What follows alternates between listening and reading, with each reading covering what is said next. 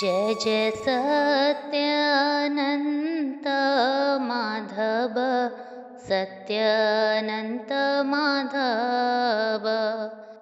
जय श्री माधव। आप सबका स्वागत है हमारे इस चैनल माधव महिमा में। भविष्य मालिका पुराण के बारे में तो आप सबने सुना ही होगा, जिसकी चर्चा देश और विदेशों में हो ही रही है। ये काफ़ी ट्रेंड में चल रहा है। जैसे किसी भी मूवी से पहले उसका स्क्रिप्ट लिख दिया जाता है, वैसे ही विधि का विधान इस संसार में क्या-क्या घटनाएँ होंगी उसकी रचना पहले ही कर देते हैं। आपने सुना होगा विष्णु जी के माध्यम से ब्रह्मा जी ने जब वेदों की रचना की और उन वेदों में ही सतयुग में कौन-कौन सी घटनाएँ घटेंगी उसकी उन सब का उल्लेख किया गया था। वैसे ही रामचरितमानस जो वाल्मीकि जी ने लिखा है, उन्होंने सब जो त्रेता युग में घटनाएँ घटेंगी उसका उल्लेख किया है। वैसे कृष्ण जी से पहले द्वापर युग में जो भी घटनाएँ घटेंगी, उन सब का उल्लेख व्यास मुनि जी ने महाभारत के ग्रंथ में लिखा है। वैसे ही भविष्य मालिका पुराण के हिसाब से अभी के समय अनंत युग चल रहा है और हमें सतयुग की तैयारी करनी है। इस समय के लिए जो घटनाएँ घट रही हैं, जो अभी घटी थी और जो आने वाले समय में घटित होंगी, इन सब का उल्लेख भविष्य मालिका पुराण में किया गया है। भविष्य मालिका पुराण विष्णु जी के पंचसखाओं ने 600 साल में 13 बार जन्म ले लेकर इन ग्रंथों को लिखा है। जब उन्होंने मनुष्य रूप में जन्म लिया और जगन्नाथ भगवान जी की दिव्य दृष्टि उन पे पड़ी, वो लिखते चले गए। पंचसखाओं ने स्पष्ट कहा है, हमारा कोई मत नहीं है, हमने अपने खुद के विचारों से कुछ नहीं लिखा।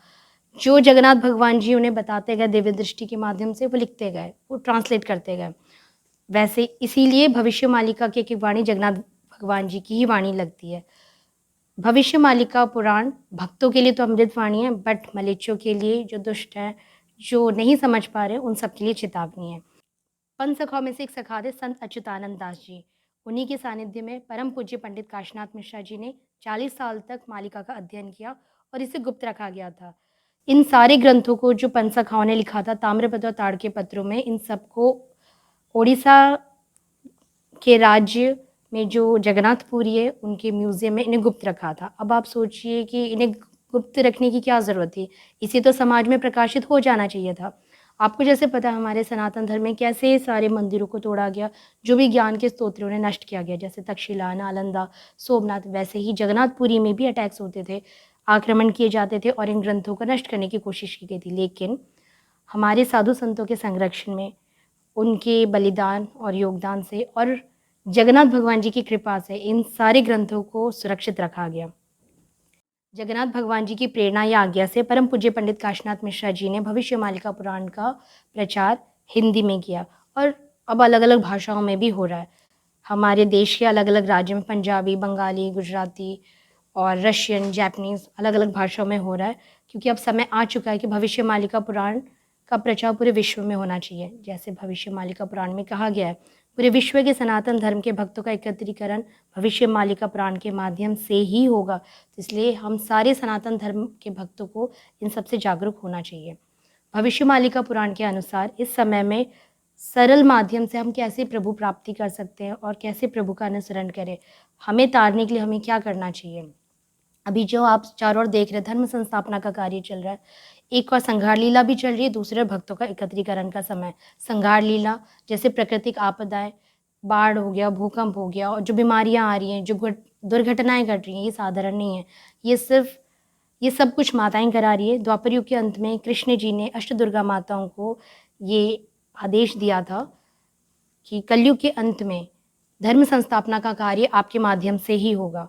तो अभी अष्टदुर्गा माताएँ ये प्राकृतिक आपदाएँ के माध्यम से संघार लीला भी कर रही हैं और भक्तों की रक्षा भी माताएँ करेंगी।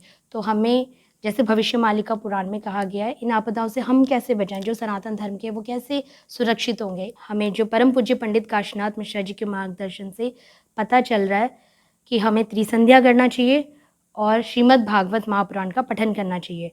त्रिसंध्या हमें ब्रह्म मुहूर्त में सूर्योदय से पहले करना चाहिए, मध्याह्न मतलब दोपहर के समय में करना चाहिए और सायंकाल में करना चाहिए। इस समय में हमें त्रिसंध्या के साथ-साथ श्रीमद् भागवत महापुराण का भी पठन करना चाहिए। श्रीमद् भागवत महापुराण का पठन हमें रोज़ एक अध्याय करना चाहिए।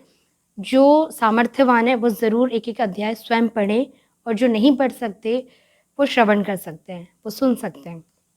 लेकिन भागवत महापुराण हम ज़रूर करें और यही हमारी रक्षा कवच है, जो चारों जो भी घटनाएँ घट रही हैं, उनसे हमें सुरक्षा प्रदान करेंगे।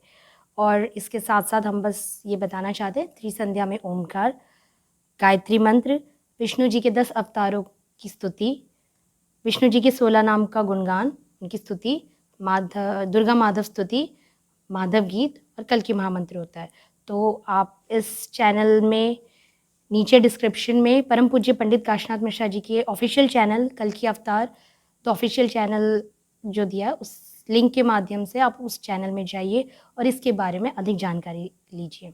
इस चैनल में हम जो परम पूज्य पंडित काशीनाथ मिश्रा जी की वीडियोस देखते हैं, जैसे हम भी उनका वीडियोस 2019 दिसंबर से देखते थे और हम धीरे धीरे देखते देखते बहुत प्रभावित हुए और हमारी तरह बहुत सारे माँ भाई लोग हैं जिन्होंने उस जो धारा के बारे में बताया गया उसका अनुसरण किया और हम सब के जीवन में जो परिवर्तन आए, जो हमारी अनुभव अनुभूति हैं, वो सब हम इस चैनल में कवर करने की कोशिश करते हैं।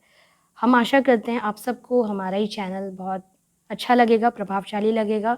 आपके जैसे भी सुझाव या विचार होंगे उन सबको हम आमंत्रित करते हैं। आप इस चैनल को देखिएगा और आनंद माधव जी की महिमा उनका रसपान कीजिएगा। जय श्री माधव। सत्यानन्त माधव सत्यानन्त